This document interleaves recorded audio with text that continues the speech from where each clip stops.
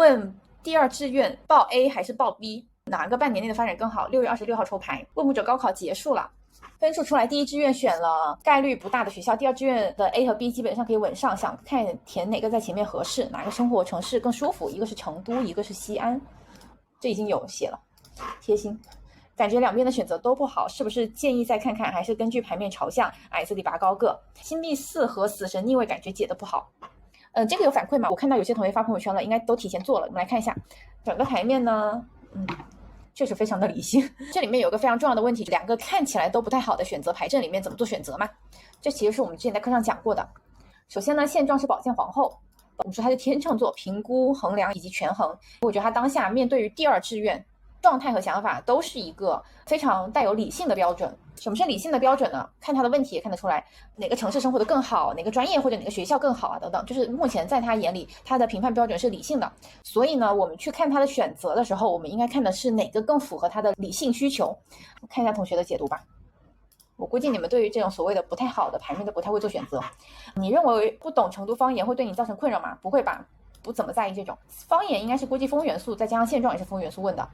问卜者当下是宝剑皇后的状态，看重星座天秤座，一方面比较在意关系的平衡和谐，另外一方面也有探索新领域的想法。宝剑皇后想要的是舒服和环境好一点，更注重的是人际环境。刚讲你的案例，这个有反馈吗？综上所述，这个选择都不算很圆满，但相较而言，问卜者应该会偏向于 B。画面朝向及综合体验来看，选择 A。这两张牌的共同特点是对新的环境不安全感，是很拘谨的。风加不稳定的土，不知道最后选了哪个。整体上会有一种在空中乱飘的感觉。问卜者的宝剑皇后牌是需要1对1沟通的，建立在平等的关系上。这边看起来满足不了他的需求，我看得出来你对宝剑皇后不是特别有底。我们先解，刚刚讲了宝剑皇后，你说感官啊等等，有在看西安的，这是一方面，我不知道他现在选的专业以及他所在的学校等等等等那些哈。但是我们刚刚有讲过，宝剑皇后首先是天秤座风元素，人际环境这个点讲的是对的。我们说过天秤座也在乎的是人际关系、人际环境。还有一个呢，其实就是要看背景，他的第一志愿大概率是选不了，所以他对于第二志愿的选择其实不以喜好为倾向了。也就是所谓的他的 dream school， 他的最喜欢的那个学校等等，我觉得他是没有选上的，所以第二志愿对他来说，他就是选一个保底的不出错的，这是他当下的评判标准，这是宝剑皇后的解读。所以我觉得这里只围绕他的1对1沟通的展开是局限了的。然后关于左边的选择，就是宝剑9，你说不安啊，不能满足他的需求啊等等是对的，但是呢，还有一个大家觉得宝剑9还在讲什么？你知道他现在哪个城市吗？或者是这两个选择的学校，你知道离他的距离啊，或者是跟他现在考试，就是他现在家里在哪个地方，你有问过吗？水土不服呀，是是的，我就是问这个原因，就是你要看他现在所在的城市，或者他跟父母家待在哪个地方。首先就是成都的这个选择，宝剑9，一方面是确实会有受困的，但是我们从选学校来说，确实比如说水土不服，又或者是很在乎人际环境的一个人，刚开始到这个学校的时候，人际环境上面的不安全感，这个能理解吗？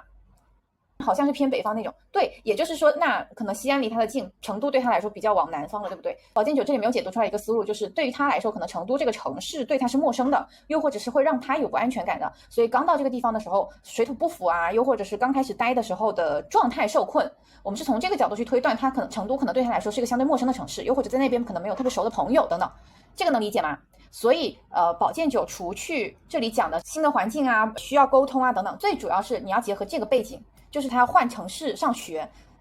最主要是可能成都对他来说是一个刚开始会没有依靠，又或者是没有很多陪伴的一个城市，所以你说水土不服等等都可以往这方面解，这个能理解吗？这是宝剑9的解读，就是这个人的困境是能看得出来，这个学校他刚开始待的舒不舒适，他待的怎么样啊，他的体感啊等等，这应该是能看出来的。然后呢，看状态，过了这个状态之后呢，宝剑9过到星币4，然后呢，大家觉得宝剑9孤苦伶仃。还有呢，放不开，还有不对，不愿意去改变，没有安全感。我问大家，左边和右边能量的变化有什么区别？能量的变化就是从这一边往上变。对，其实这个状态是就是习惯的，就是左边的选择能量的变化是从不安或者我们所谓的从能量相对负面往好转，这个大家能看出来吗？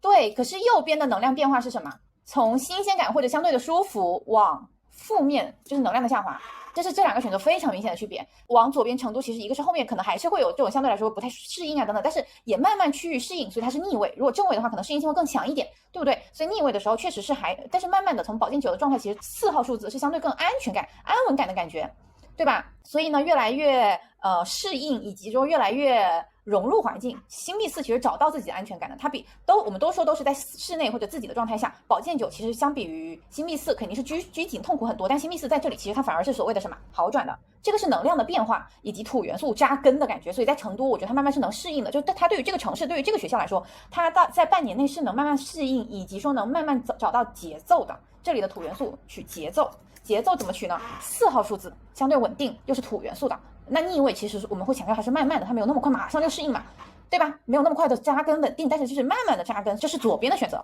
这个能理解了吗？所以这就是回答到你们的第一个问题，所谓的两边都不是很好的选择情况下怎么看？牌面里面有非常多信息，这个是能量变化非常大的明显。但是右边呢？你想想右边权杖侍从的状态是怎么样的呀？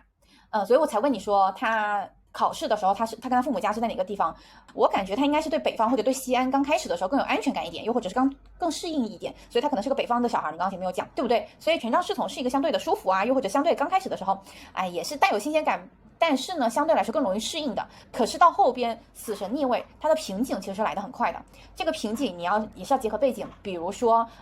没有办法在这里面真实的交到很好的朋友啊，又或者在这里面他没有找到深层的安全感等等。就是要结合他的背景、他的专业，但是从右边来看，我觉得他往西安这个选择走，刚开始会适应的更快一些，但是到后面的话，还是会觉得说跟他想要的不一样，又或者没有他想象中的那么好、那么轻松，又或者是那么的有归属感。所以呢，这两个选择就是看他选择那个刚开始就比较适应的学校，还是选择一个刚开始有挑战的环境，但是后面比较适应的学校，这个能理解吗？然后在这种背景情况下，我觉得是可以融入到两个学校，比如说他是文科生，然后呢，这个学校它是文理综合的还是什么？其实你把背景放进来，你能解非常多东西，这个能理解吗？而不是只能围绕一个学校好不好本身去做解读。这种案例解的很窄的情况，就是一直在分析这个学校好和不好，那这种思路就会解得非常窄。就是变不好嘛？其实不是变不好，是它在这个环境，就是你会看到权杖侍从跟死神逆位这两张牌有什么特点？我们找能量差异来说，这两张牌有什么特点？观察一下。权杖侍从本来是一团火，对吧？它是小火，是一个燃烧的好奇心的状态，但是到后面其实是衔接到什么死神是一滩很大的水，对，这两张牌非常大的极端，所以其实我觉得他在西安这个学校是很容易经历一些不开心，又或者是我们前面讲到一些人际上等等的事情，在这里边是没有中间值的，刚开始很有新鲜感，到后面马上带来的这种痛苦，所以我会给到的建议是一个是对西安这个学校，一个是多做了解，还有一个是降低期待，还有一个呢是要问他现在在哪个地方啊，不要因为这个学校刚开始，比如说有朋友一起去投，又或者是有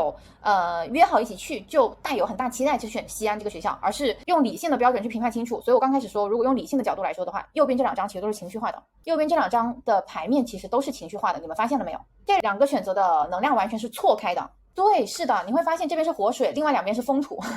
所以如果符合当下的更理性的更好的评判，不管是你用了世俗的985、211，又或者是更理性的专业发展等等的话，其实左边的选择会更理性一点，你会发现右边的两个选择都是更感性的，感性就会跟感性的标准有关，比如刚开始因为喜欢或者约好的人一起去这个学校，但是到后面可能他感性的那个因素是会带来什么落差，又或者所谓的这种后悔的。所以我觉得西安这个学校的选择不太符合当下这个标准，就是理性选择。所以当然你不给他做具体选择，你是只是告诉他说右边的话你要去看清楚这个学校的资质啊，包括这个专业的发展前景啊等等，你用更理性的维度去判断会更好。如果只是因为离家近啊等等这种感性的因素的话，右边这个选择你可能后面会容易后悔，这是我们会告诉他的。那左边这个学校呢，可能刚开始的时候不管是离家远一点，又或者是可能会人生地不熟的，确实刚开始会不太适应，或者感觉到很孤独。但是从长久来看，我觉得你也是能适应的。以及左边的这个选择对你来说，可能从发展前景，又或者学校的适应性来说，可能会更适合你。但是具体选哪个，肯定是他自己选。